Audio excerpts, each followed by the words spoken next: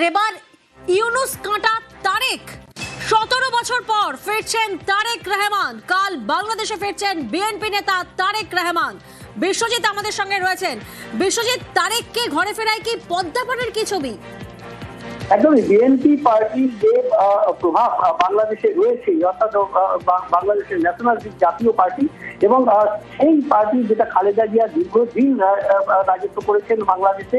এবং একদিকে আমরা যদি দেখি যে এই যে নির্বাচন প্রক্রিয়া, সেই নির্বাচন প্রক্রিয়া ইউনুস এবং তাকে ঘিরে যে সার্কালেশি একটা গোষ্ঠী তৈরি হয়েছে বলে অভিযোগ করছেন এই ওসমান হাদির ভাই, সেটাই যদি সত্যি হয় তাহলে এই নির্বাচন আদৌ গণতান্ত্রিক নির্বাচন হবে কিনা সেটা যখন বড় প্রশ্ন।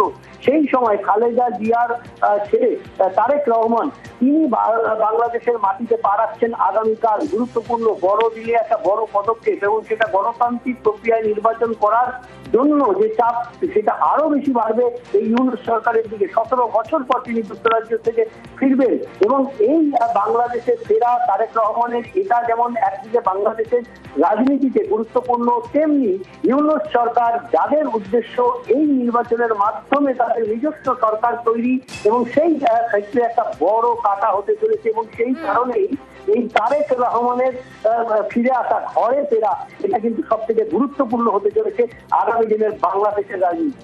একেবারে, এবং এই নিয়েই আমরা কথা বলেছিলাম আন্তর্জাতিক সম্পর্ক বিশেষজ্ঞ রাজাগোপাল ধর চক্রবর্তীর সঙ্গে। কি বলছেন তিনি শোনাবো আপনাদের।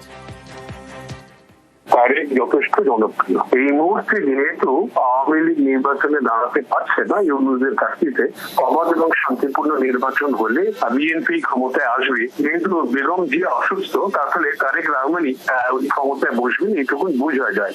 মৌলবাদ যেভাবে পাকিস্তানের মাধ্যম দিয়ে বাংলাদেশে ঢোকার চেষ্টা করছিলেন, সেটাকে উনি একেবারেই অ্যাপ্রুভ করেন না বলে এটা বোঝা যাচ্ছে। উনি একটা স্লোগানও দিয়েছিলেন, বলেছিলেন দিল্লি নয়, পিন্ডি নয়, আমার প্রথম লক্ষ্য হচ্ছে বাংলাদেশ। সেটা কিন্তু উনি বলেছেন স্বাভাবিকভাবে। পিন্ডি মানে কেউ রাওয়ালপিন্ডির কথাই বলছেন। যেভাবে ইউনিস চালিয়েছে সেভাবে চলতে চায় না।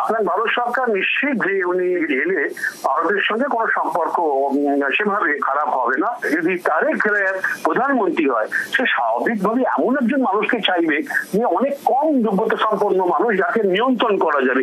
ইমিগ্রেশন কোনো অত বড় সব পার্সোনালিটিকে প্রেসিডেন্ট হিসেবে সে রাখবে না।